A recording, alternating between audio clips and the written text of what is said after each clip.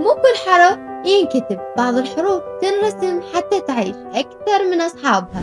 قبل ما تشوف الخط لازم تعرف قصة صاحبه.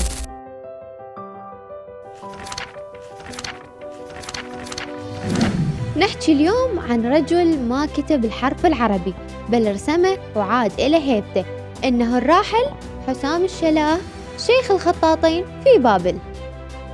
ولد في بابل عام 1942 وتخرج من دار المعلمين في بغداد عام 1961 وتقاعد من التعليم عام 1999.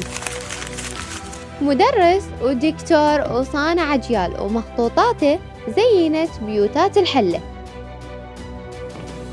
شغل الشلاه عدة مناصب، منها مدرس للخط في معهد التعليم ودكتور جامعي ومدير لمديرية الإعداد والتدريب. أسس مجلس ثقافي يحمل اسمه وكتب القرآن بأسلوبه الخاص، ولهذا لقب بفنان المحافظة الرائد.